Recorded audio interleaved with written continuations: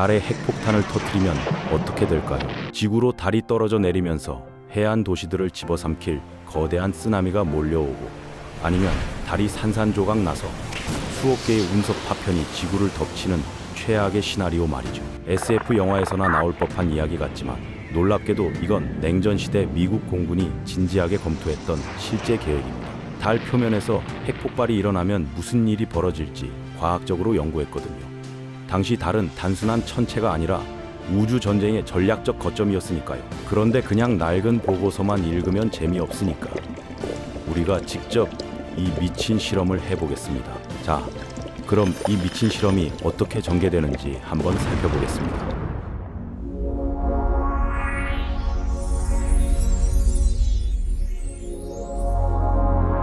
준비물은 간단합니다. 인류 역사상 가장 강력했던 차르 봄바보다 2배나 센 100메가톤급 수소폭탄 하나요. 이게 얼마나 강력하냐면 히로시마에 떨어진 원자폭탄 6,000개를 한꺼번에 터뜨린 것과 같은 위력입니다. 서울 전체를 한 방에 날려버릴 수 있는 수준이죠. 그리고 이 장면을 관찰하기 위해 달 주변 궤도에 몇 명의 용감한 우주 비행사를 배치하고요. 자, 이제 빨간 버튼을 누르고 시간을 천천히 돌려보겠습니다.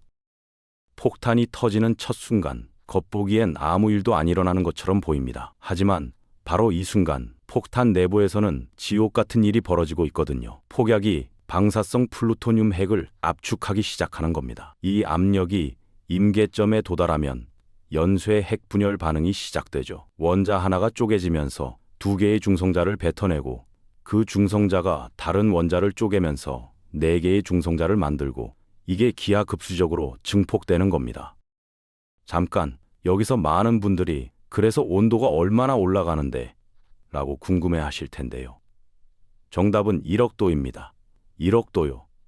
태양 표면 온도가 6,000도 정도니까 태양보다 16,000배 이상 뜨거운 거죠. 이 미친 온도의 플라즈마가 만들어지면서 2단계 반응이 촉발됩니다. 이제 수소 원자핵들이 별의 중심부에서처럼 융합하기 시작하거든요. 말 그대로 우주에서 가장 뜨거운 지점 중 하나가 달 표면에 만들어지는 겁니다. 그리고 딱 10밀리초 후 우주의 나머지 부분이 뭔가 심각한 일이 일어났다는 걸 알아차립니다. 폭탄 케이스가 순식간에 기화되면서 핵의 불덩이로 변하거든요. 눈부신 섬광이 사방으로 퍼져나가죠. 지구에서 망원경으로 보고 있던 사람들은 달 표면에 갑자기 새로운 별 하나가 생겨나는 걸 목격하게 됩니다.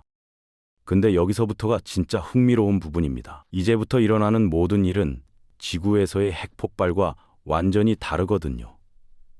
단 하나의 결정적인 차이 때문이죠. 달에는 대기가 없습니다. 이 단순한 사실 하나가 모든 걸 바꿔놓습니다. 불덩이가 빛을 내뿜으면서 X선과 열 광선이 사방으로 퍼져나갑니다. 조용한 열의 파동이 모든 방향으로 흘러가는 거죠. 지구였다면 어땠을까요? 이 열기가 반경 50km, 그러니까 서울에서 수원까지의 거리 안에 있는 모든 걸 제로만 만들어버렸을 겁니다. 나무, 건물, 사람, 심지어 아스팔트까지 모든 게 불타올랐겠죠. 하지만 달은 다릅니다. 대기도 없고 산소가 풍부한 공기도 없어서 아무것도 타지 않거든요. 불이 붙을 수가 없는 거예요. 애초에 탈 것도 없고요. 달의 바삭한 표면은 뭘로 이루어져 있냐면 수억 년 동안 끊임없이 쏟아진 운석 충돌로 가루가 된 규산염 암석과 금속 입자들입니다. 거기에 아주 미세한 물 흔적이 섞여 있을 뿐이죠. 레골리스라고 부르는 이 먼지층은 몇 미터에서 수십 미터 깊이로 달 표면을 덮고 있습니다. 폭발의 열기로 인해 불덩이에서 나온 X선이 달 표면의 암석 일부를 순식간에 증발시킵니다. 고체가 액체를 거치지 않고 바로 기체가 되는 거예요. 그리고 불운하게도 불덩이 한복판에 들어간 먼지 입자들은 순식간에 녹아서 유리 구슬로 변해버리죠. 실제로 아폴로 우주 비행사들이 가져온 달 토양 샘플을 분석해보니 이런 유리 구슬들이 엄청나게 많이 발견됐습니다. 과거의 운석 충돌로 만들어진 거였죠.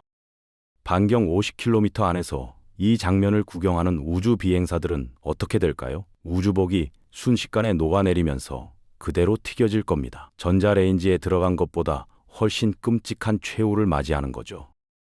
그리고 이제 우주 공간의 폭발과 지구상의 폭발 사이에 가장 큰 차이점을 보게 됩니다.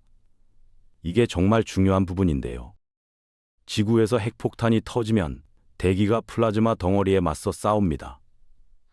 불덩이가 팽창하려고 하는데 대기압이 이걸 강제로 막아서는 거예요. 그런데 이게 좋은 소식은 아닙니다. 오히려 최악의 상황을 만들어내거든요. 불덩이가 대기를 들이받으면서 지구상 핵폭발의 가장 파괴적인 부분, 바로 충격파가 만들어지는 겁니다. 폭발 중심부의 공기가 엄청난 압력으로 압축되면서 음속보다 빠르게 바깥으로 퍼져나갑니다. 시속 1000km가 넘는 속도로요. 이 충격파는 콘크리트 건물을 종이처럼 찢어버리고 사람의 고막을 터뜨리고 내장을 파열시킬 정도로 큰 소리를 냅니다. 히로시마에서 실제로 사람들을 죽인 건 열보다 이 충격파였거든요. 그런데 달에는 충격파가 없습니다. 대기가 없다는 건 팽창하는 폭발을 막을 게 아무것도 없다는 뜻이니까요. 달에서는 불덩이가 그냥 계속 커질 뿐입니다. 소름 끼치는 침묵 속에서 말이죠. 소리를 전달할 매질이 없어서 완전히 무음 상태로 진행되는 거예요. 영화에서 보는 것처럼 쾅황한 소리 같은 건 전혀 없습니다. 안전한 거리에서 본다면 굉장히 환상적인 광경일 겁니다. 거대한 빛의 구체가 침묵 속에서 천천히 부풀어 오르는 거죠. 마치 슬로우 모션으로 재생되는 것처럼요. 근데 여기서 진짜 충격적인 건 달에서의 핵폭발을 볼 수 있는 안전한 거리가 거의 없다는 겁니다. DNA를 박살낼 수 있는 감마선과 X선 같은 치명적인 이온화 방사선을 약화시켜줄 대기가 없으니까요. 지구였다면 대기가 방사선의 상당 부분을 흡수해 주는데 달에서는 그런 보호막이 전혀 없습니다. 제대로 보려고 가까이 다가간 사람은 누구든 몇 분 안에 치사량의 방사선에 노출되는 거죠. 방사선 화상으로 피부가 벗겨지고 구토가 시작되고 며칠 안에 골수가 파괴되면서 면역 체계가 붕괴됩니다. 그리고 2주 안에 사망하죠. 하지만 이게 끝이 아니거든요.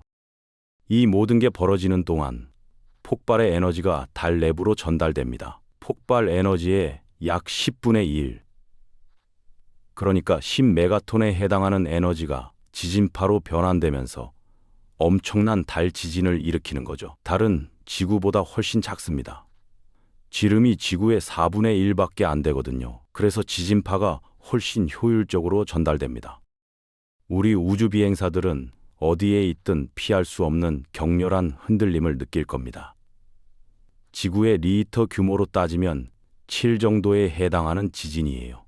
이 정도면 건물이 무너지고 도로가 갈라지는 수준이죠. 만약 달에 건설한 기지나 거주시설이 있다면 심각하게 손상되거나 완전히 무너질 겁니다. 벽에 금이 가고 생명 유지 장치가 망가지고 압력이 빠져나가면서 질식사하는 거예요.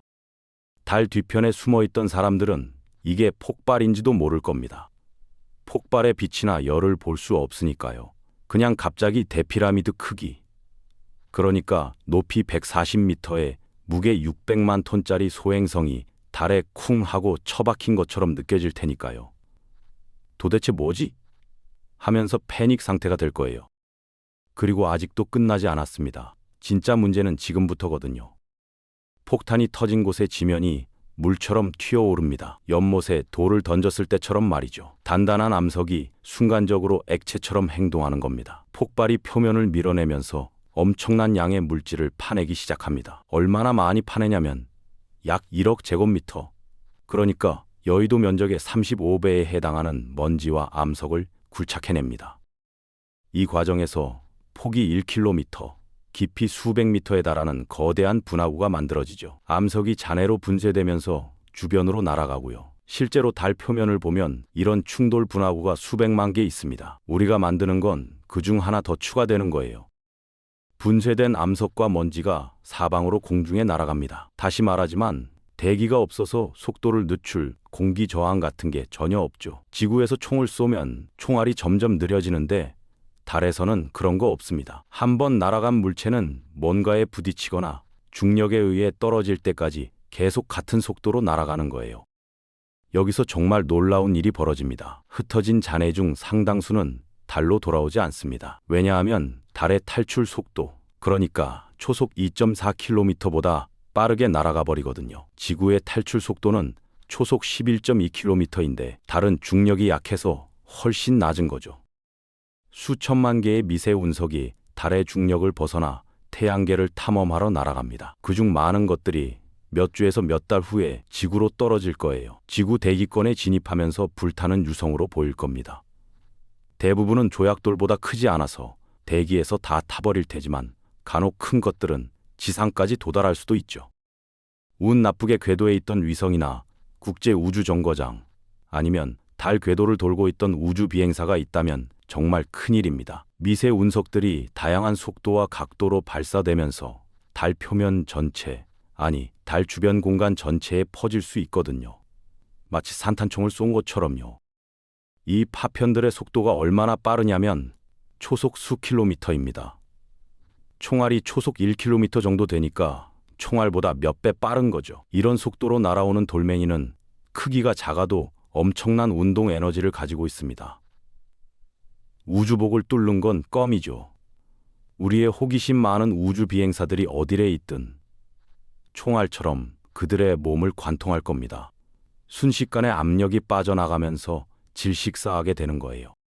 실제로 우주에서는 미세 운석이 큰 위협입니다. 국제우주정거장도 이런 파편으로부터 보호하기 위해 특수 방패를 장착하고 있거든요. 근데 우리가 만든 건 그런 수준이 아니라 말 그대로 운석 폭풍입니다. 드디어 폭발이 끝나갑니다. 이제 몇 초가 지났고요. 지구에서 핵폭탄이 터지면 어떻게 되냐면 불덩이가 뜨거운 공기 풍선처럼 떠올라 일종의 줄기를 만듭니다. 뜨거운 공기는 가벼우니까 위로 올라가는 거죠. 그리고 올라가면서 주변의 차가운 공기를 빨아들이는데 이게 위쪽에서 버섯 모양의 구름을 형성합니다. 우리가 핵폭발 하면 떠올리는 바로 그 버섯 구름이요. 하지만 달에서는 이미 여러 번 말씀드렸지만 대기가 없으니 버섯도 없습니다. 뜨거운 기체가 위로 올라갈 이유가 없거든요. 진공 상태에서는 위도 아래도 없으니까요. 플라즈마가 그냥 구형으로 계속 팽창할 뿐입니다. 플라즈마가 커질수록 온도가 내려갑니다. 부피가 커지면서 에너지가 더 넓은 공간에 분산되는 거죠. 처음에는 1억 도였다가 점점 식어서 몇만 도, 몇천 도로 떨어집니다. 그러면서 흥미롭거나 무서운 일을 일으킬 에너지도 줄어들고요. 방아쇠를 당긴 후 딱 5초쯤 지나면 거대했던 플라즈마 구체가 붉게 변하면서 시야에서 사라집니다. 가시광선 영역 밖으로 빠져나가는 거예요. 지구에서 망원경으로 보고 있던 천문학자들은 뭘 보게 될까요? 마치 달 표면에 별 하나가 깜빡이며 살아났다가 바로 꺼지는 것처럼 보일 겁니다. 불꽃 하나 터졌다가 그리고 아무것도 없죠. 하지만 아직 볼거리가 하나 남아 있습니다. 폭발로 튕겨나간 작은 파편 구름이 달 표면 훨씬 위 수십 킬로미터 상공까지 올라가거든요. 이 먼지 구름이 몇 분간 태양빛을 받아 반짝입니다. 달 너머로 솟아오른 희미한 후광처럼 보이는 거죠. 이 광경을 안전한 거리에서 관찰할 수 있는 사람들에게는 으스스하면서도 묘하게 아름다운 모습이 될 겁니다. 잠깐, 여기서 많은 분들이 가장 궁금해하실 질문이 남았습니다. 그래서 달의 궤도는 어떻게 되는데요? 걱정하지 마세요. 기본적으로 변하지 않습니다. 핵폭탄으로 달을 움직이려는 건 화물차에 입김을 불어서 밀려는 것과 같거든요. 간단하게 계산해 볼까요? 달의 질량은 약 7,300경킬로그램입니다. 7 다음에 0이 22개 붙는 어마어마한 숫자죠. 우리 100메가톤 폭탄이 달에 가하는 운동량은 이에 비하면 먼지만큼도 안 됩니다. 달의 속도를 1mm라도 바꾸려면 폭탄을 몇 개나 터뜨려야 할까요? 대충 계산해보면 수십억 개는 필요합니다. 인류가 보유한 모든 핵무기를 합쳐도 턱없이 부족한 거예요. 핵폭발이 아무리 크다 해도 우주의 스케일은 비교할 수 없이 거대합니다. 우리의 강력한 폭발은 그냥 또 하나의 분화구를 남길 뿐이죠. 달 표면에는 지름 1km 이상 되는 분화구가 수십만 개 있습니다. 우리 분화구는 그중 하나 더 추가되는 거예요. 몇 억 년 후에 다른 운석들이 계속 충돌하면서 점점 흔적이 희미해질 겁니다. 그래도 달에 있는 모든 사람, 아니, 달 근처에 있는 모든 사람은 즐거운 시간을 보내지 못할 겁니다. 왜냐하면 진짜 문제가 이제부터 시작되거든요.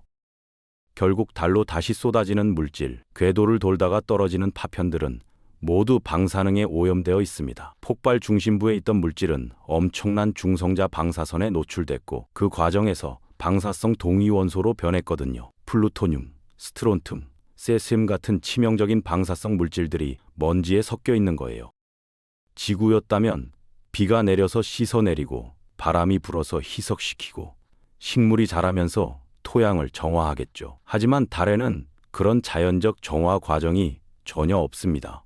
비도 안 오고 바람도 안 불고 생명체도 없으니까요. 한번 오염되면 계속 오염된 상태로 남아있는 겁니다. 방사능에 오염된 먼지가 달 표면에 수백 킬로미터에 걸쳐 퍼져 있을 겁니다. 이 지역에 발을 디딘 우주 비행사는 우주복에 방사성 먼지가 묻게 되고 기지로 돌아와서 먼지를 털어낼 때 방사선에 노출됩니다. 먼지를 들이마시면 폐암에 걸릴 수도 있고요. 다행히 가장 심한 방사능은 시간이 지나면서 감소합니다. 반감기가 짧은 동위원소들이 먼저 사라지거든요. 약 1년쯤 지나면 방사능 수준이 달의 자연 우주 방사선 수준과 비슷한 정도로 떨어질 겁니다. 그래도 여전히 안전하진 않지만 적어도 몇 분 만에 죽을 정도는 아니게 되는 거죠. 하지만 반감기가 긴 동위원소들, 예를 들어 플루토늄 239 같은 건 반감기가 24,000년입니다. 이런 물질들은 수만 년 동안 그 자리에 남아있을 거예요. 인류 문명이 시작된 게 약 10,000년 전이니까 그것보다 훨씬 긴 시간입니다. 결론적으로 정리해 보겠습니다. 달 자체는 폭격당하는 것에 전혀 신경 쓰지 않습니다. 수십억 년 동안 수도 없이 많은 운석 충돌을 견뎌온 달에게 핵폭탄 하나쯤은 목이 물린 것만도 못하죠. 거의 눈치채지도 못할 겁니다.